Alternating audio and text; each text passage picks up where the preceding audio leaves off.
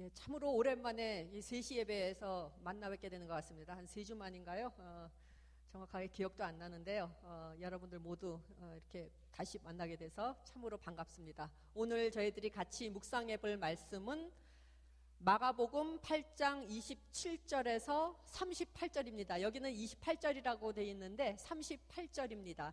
제가 한 절 읽고 그 다음에 여러분들이 한 절 읽는 교독 형식으로 같이 봉독하도록 하겠습니다. 예수와 제자들이 빌립보 가이사랴 여러 마을로 나가실새 길에서 제자들에게 물어 이르시되 사람들이 나를 누구라고 하느냐?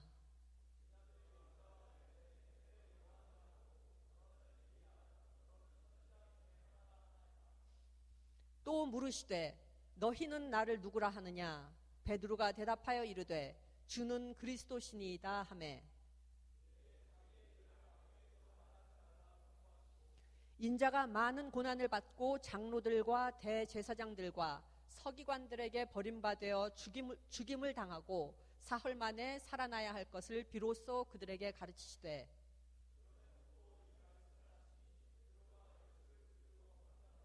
예수께서 돌이키사 제자들을 보시며 베드로를 꾸짖어 이르시되 사탄아 내 뒤로 물러가라. 네가 하나님의 일을 생각하지 아니하고 도리어 사람의 일을 생각하는도다 하시고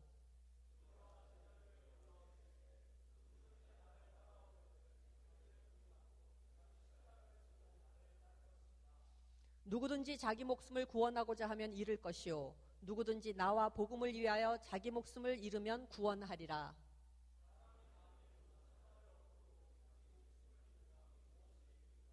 사람이 무엇을 주고 자기 목숨과 바꾸겠느냐?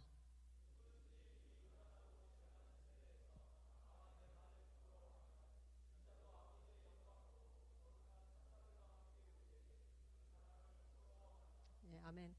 예, 저희들 거의 여기 앉아 계신 거의 모든 분들이 다 학교에 다니시는 분들인 것 같습니다. 아니면은 아니신 분들은 옛날에 학교 오랫동안 다니신 것 같은데요.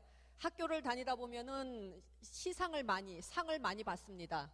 한두 번씩은 다 상을 받는데 출석 잘해서 개근상, 공부 잘하면 우등상, 또 뭐 율동 잘하면 또 율동상도 학예에서 율동상도 있을 거고, 음악상도 있을 거고, 미술, 그 다음에 운동 잘하면 또 운동에서 주는 상이 있죠. 그래서 자기가 받은 재능에 맞추어서 그 분야에서 다른 사람보다 뛰어나면은 저희들이 상을 받게 됩니다. 그런데 이러한 여러 가지 상들 중에서 혹시 다른 사람들을 잘 따랐기 때문에 주는 상을 받아본 일이 있는가요? 아니면 그런 상이 있었던 것을 기억하세요? 다른 사람보다 내가 뛰어나서 받은 상이 아니라 내가 다른 사람들에게를 잘 따라다녔기 때문에 받은 상이 있는지, 아니면은 그런 상을 주는 학교가 있었는지 아마 없을 겁니다.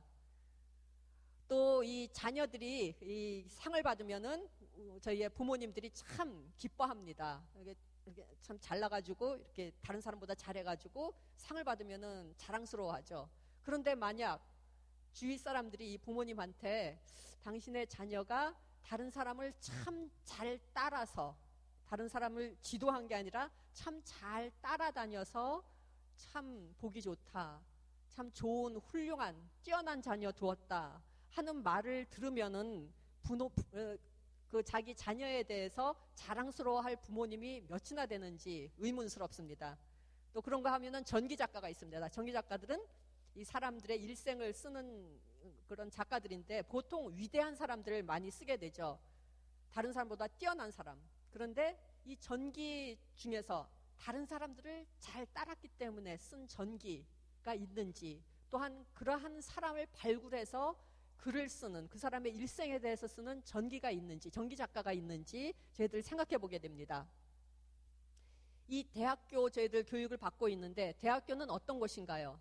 미래의 지도자를 육성하는 것이고 미래에 다른 사람들이 이 각자 여기 앉아 계신 분들을 많이 따라오게 만들기 위하여, 그러한 훌륭한 사람으로 만들기 위하여 이 대학교가 존재하고 그러한 목적으로 대학 교육이 진행되고 있습니다. 또한 그러한 사람이 되기 위해서 저희들 모두가 교육을 받고 있습니다.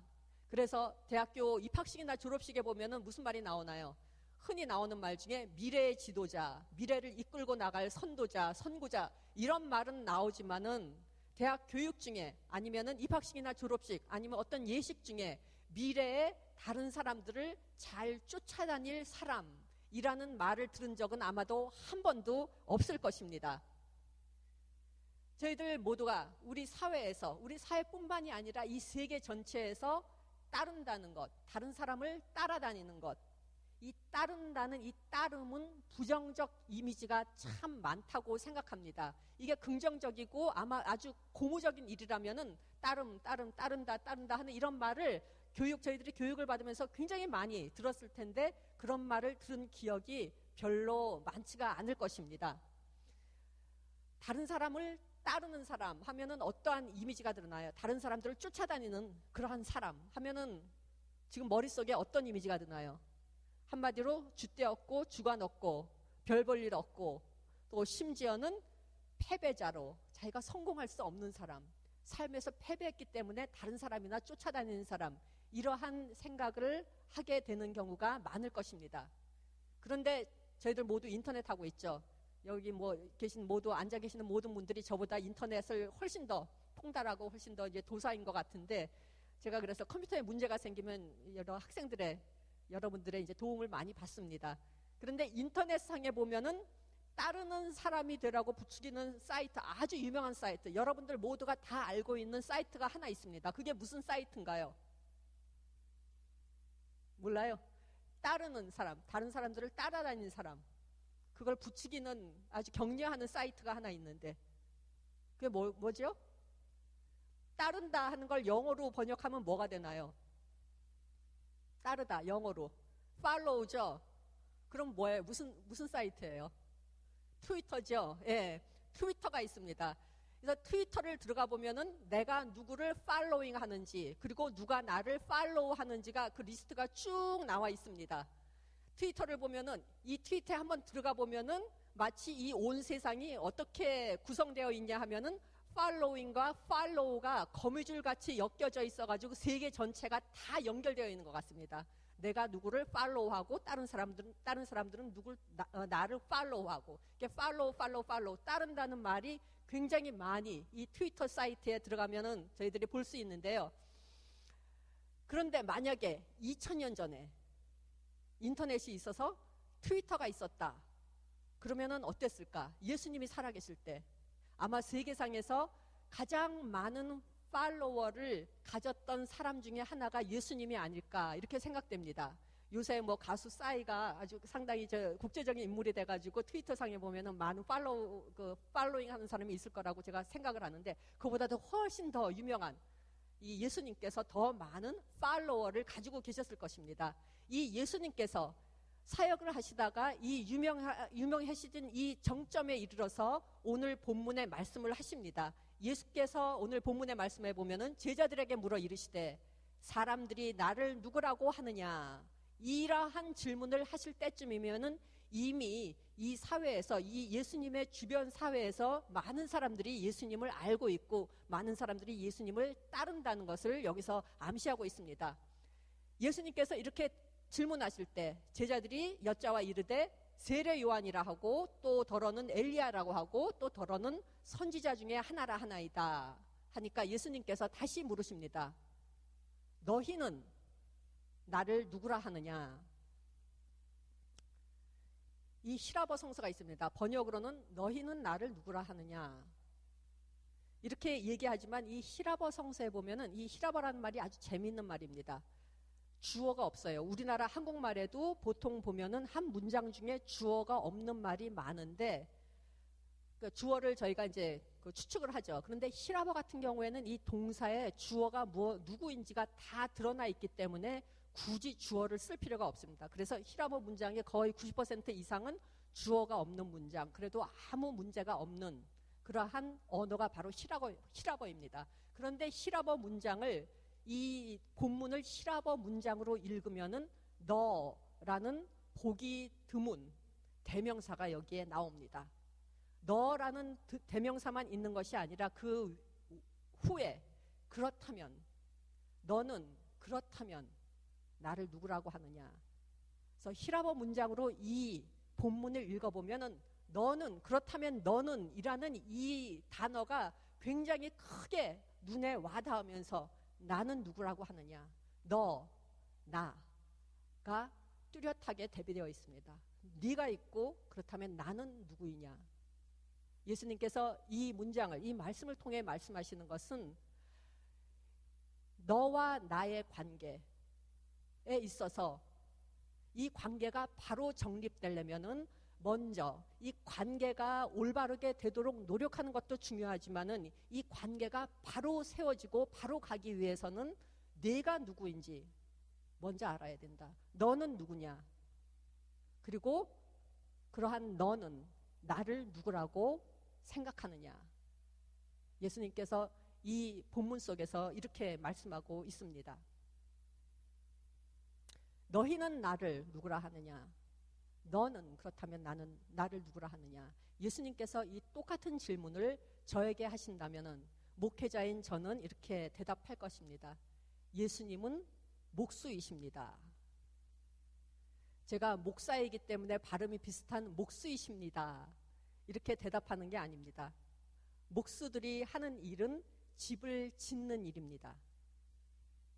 목수이시기 때문에, 집을 짓는 분이시기 때문에 저는, 저에게 있어서 예수님은 목수이십니다. 집을 짓는 분이시기 때문에 저에게 의미가 있으신 분이십니다. 라고 고백을 할 것입니다. 그렇다면 어떤 집인가요?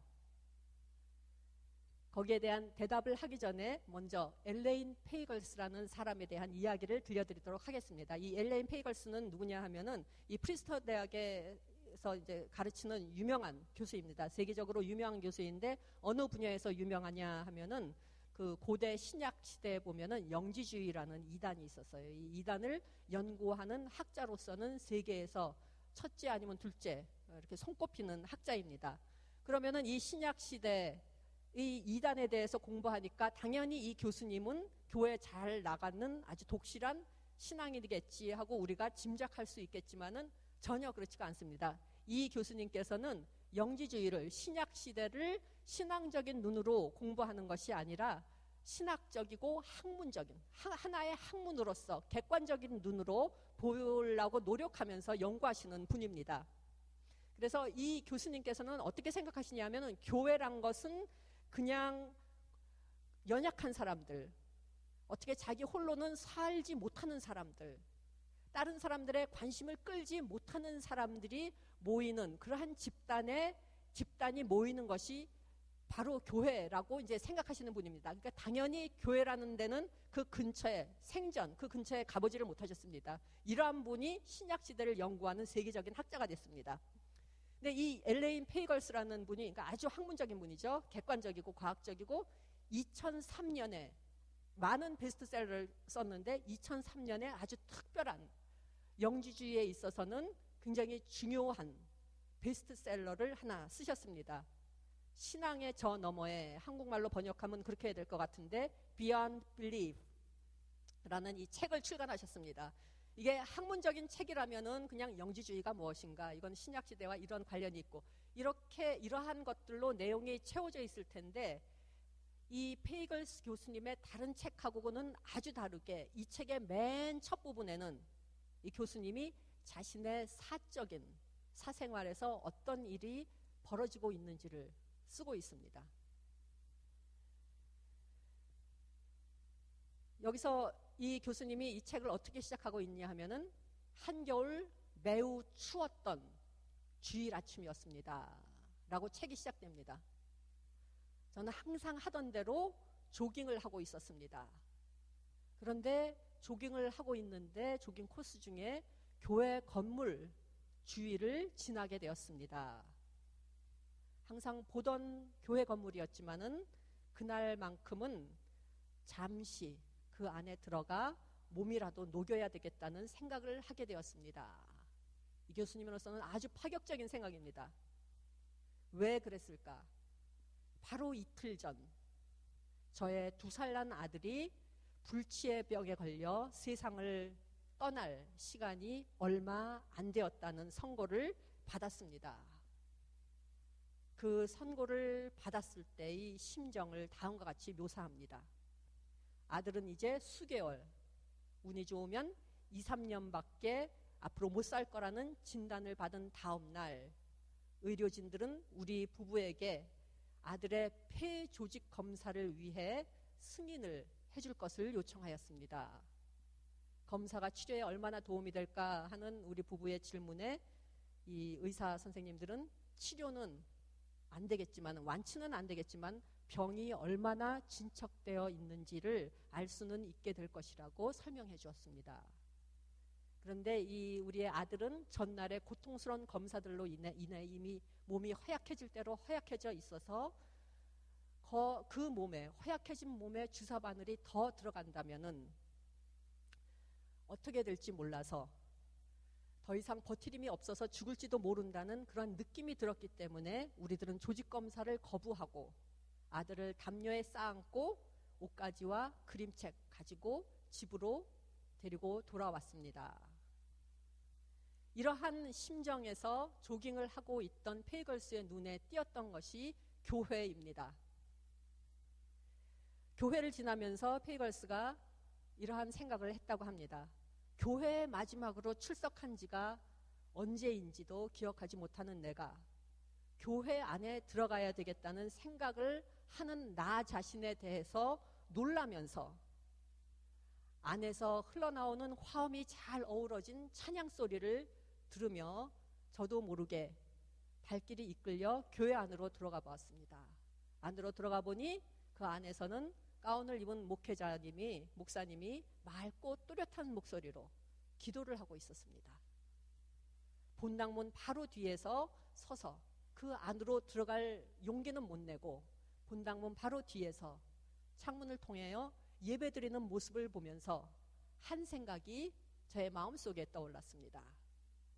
이곳에는 죽음을 어떻게 맞이해야 하는지 알고 있는 가족과 같은 사람들이 있다.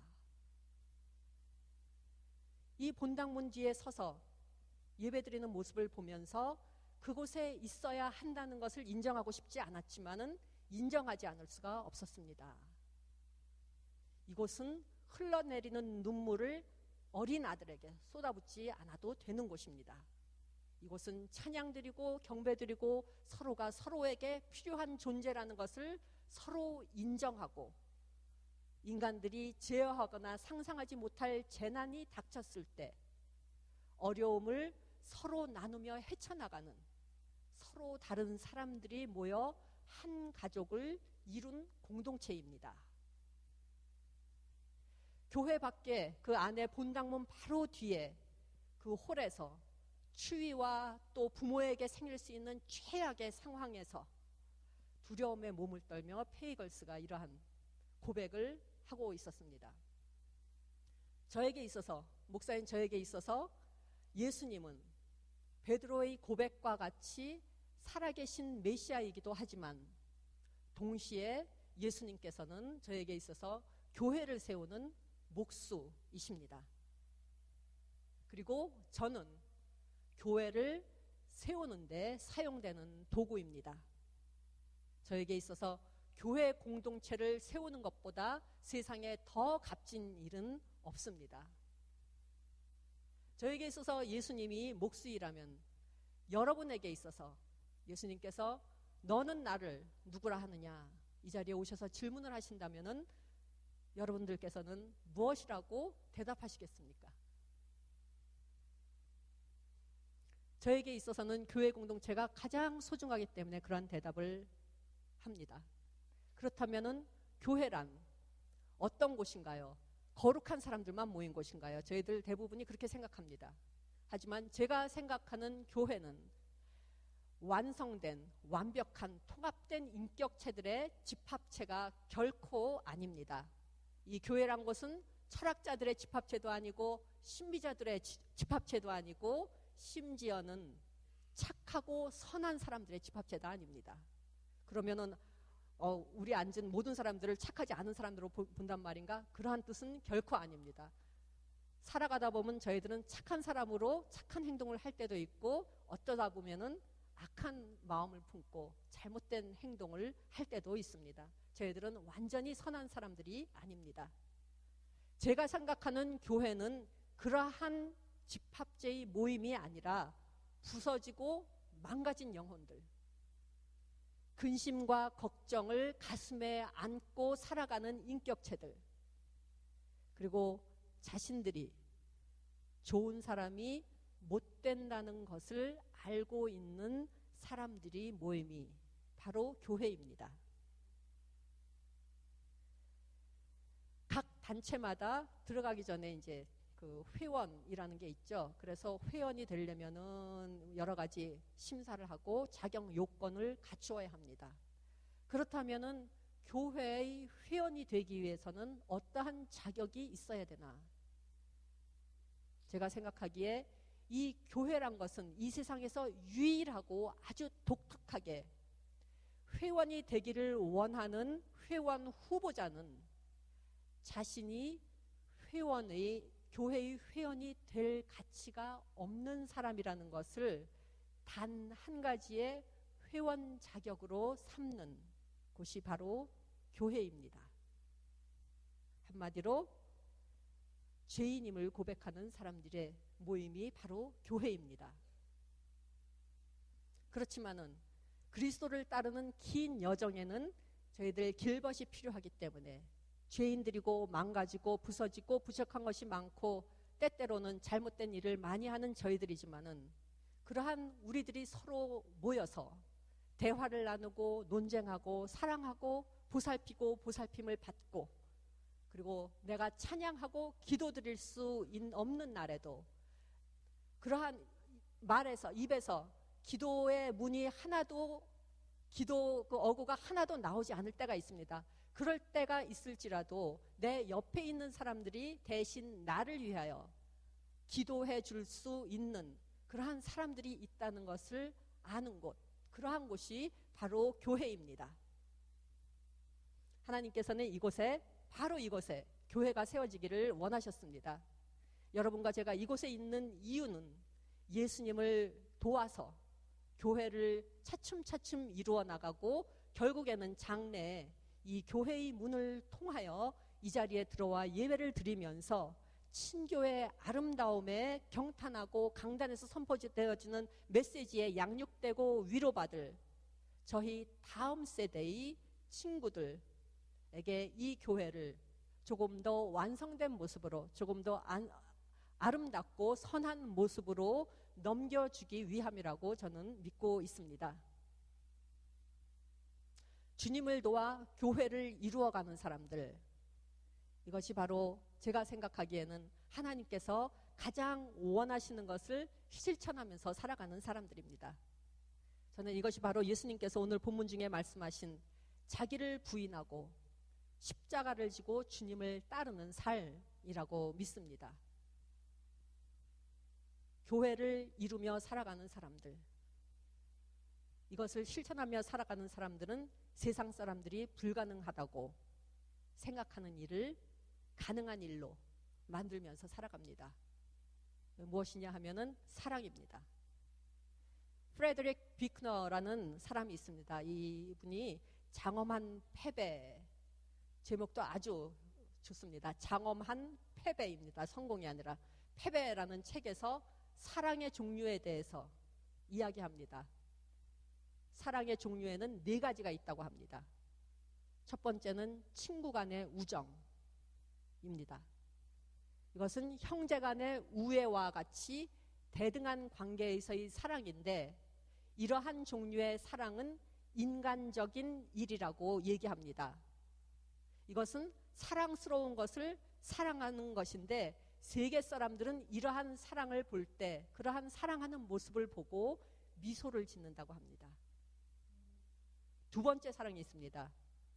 이것은 고통받는 사람들이나 가난한 사람들, 병자나 실패자 그리고 사랑스럽지 못한 사람들을 사랑하는 것입니다. 나보다 못한 처지에 있는 사람들을 사랑하는 것. 비크너는 이것을 아름다운 일이라고 이야기하고 있습니다. 사랑스럽지 못한 사람들을 사랑하는 것, 어려운 일이지만은 아름다운 일이라고 이야기합니다. 그리고 이러한 사랑을 볼 때 세계 사람들은 이 사랑은 세계 사람들의 심금을 울린다라고 이야기하고 있습니다. 세 번째 사랑이 있습니다. 내가 실패한 일에, 나는 실패하였지만은 바로 그 일에 성공한 사람들을 보고 그 사람을 시기하지 않고 그들과 함께 기뻐하고, 가난한 사람이 자기보다 더 잘 사는 사람을 사랑하는 것 같이 나보다 더 잘 되어가고 모든 일에 있어서 잘 나가고 있는 것 같이 보이는 사람들을 사랑하는 것이라고 합니다. 이러한 사랑은 아주 드문 일이라고 합니다. 저희들 그러한 속담이 있죠. 사촌이 땅을 사면 배가 아프다. 그렇지만 배 아파하지 않고 그 사람들과 함께 웃고 울어줄 줄 아는 사람, 그러한 사랑하는 마음을 가진 사람은 참 보기 드물다고 합니다. 그래서 세계는 이러한 사랑을 실천하고 보이는 사람들을 성자들이라고 이야기하면서 이러한 성자들이 어떻게 정말로 존재할 수 있을까 약간 혼란스러워한다고 이야기합니다. 이제 마지막 네 번째 사랑입니다. 네 번째 사랑은 원수에 대한 사랑입니다. 나를 놀리고 나를 위협하고 나에게 고통을 주고 나를 괴롭게 하는 사람을 사랑하는 것입니다. 고문당하는 사람이 고문하는 사람을 사랑할 수 있는 힘입니다. 비코너는 이것을 하나님의 사랑이라고 합니다. 그리고 이 사랑은 세계를 정복한다고 이야기하고 있습니다. 주님께서는 우리들의 일생을 사랑이라는 저울에 달고서 측정하십니다. 지금 이 네 가지의 사랑 중에 어떤 종류의 사랑들을 실천하고 계시고 또 실천하셨는지 생각해 보시기 바랍니다. 교회란 이 네 가지 사랑을 모두 다 실천하는 곳입니다. 이것이 어떻게 가능한 일일까요? 어떤 저명한 파데레프스키라는 폴란드의 저명한 피아니스트가 있습니다. 이 피아니스트가 한 도시에서 연주회를 하게 되었는데, 워낙 세계적으로 유명한 이제 그 사람이 자기네 도시에 조그만 시골 도시에 와서 연주를 하게 되니까 그 도시에 살고 있던 한 어머니가 근데 이 어머니는 자기 아들이 피아노를 잘 치는 사람이 되기를 상당히 원했습니다. 그래서 이제 파데레프스키가 온다니까 아주 좋은 기회다. 아들 이제 피아노 레슨에 도움이 될 테니까 아들을 데리고 가서 이제 조금 듣게 해야지 이런 생각으로 비싼 표지만은 좋은 앞자리 좌석 표를 사서 아들을 데리고 갔습니다. 그래서 이 연주회 날 밤 둘이 앉아 있었는데 아직 음악회는 시작되지 않았고 이 무대에는 피아노만 덩그랗게 있었습니다. 그런데 어머니가 이렇게 주위에 보니까 자기 옆집에 사는 사람들도 또 와 있었어요. 그래가지고 너무나 반가워가지고 어떻게 왔느냐 하면서 막 인사하면서 서로 이야기를 나누고 있는 중에 아들 챙기려고 이렇게 옆에 보니까 아들이 사라져버렸어요. 그래서 이게 어떻게 된 일인가 하면서 놀라가지고 두리번 아들을 찾아봤더니 아들이 저쪽으로 쭉 걸어 올라갔는데 쪼르르 가더니 무대 위로 올라가더니 그 많은 사람이 앉아있는 수천의 사람들이 앉아있는 그 무대, 모든 사람들이 보고 있는 그 무대의 피아노 앞에 겁도 없이 딱 앉는 거예요. 그러더니 이제 피아노가 열려져 있으니까 그때부터 이제 자기가 배우고 있는 곡을 너무나 어리니까 정말 모릅니다. 치기 시작합니다. 그 곡이 뭐냐 하면은 반짝반짝 작은 별 하나하나 이렇게 치기 시작하니까 모든 사람들이 그걸 보고서 파데레프스키의 이 진짜 정말 엑셀런트한 연주를 들어온 사람이 지금 국민학교 초등학생이나 치는 것 같은 반짝반짝 작은 별 치고 있으니까 막 야유를 보내면서 빨리 무대에서 내려와라. 저 엄마는 부모는 도대체 어떤 사람이냐 막 이렇게 야유를 퍼붓고 있었습니다. 그런데 그 모습을 보고 있던 무대 뒤에서 보고 있던 파데레프스키가 갑자기 무대로 걸어 나옵니다. 아직 시간이 안 됐는데.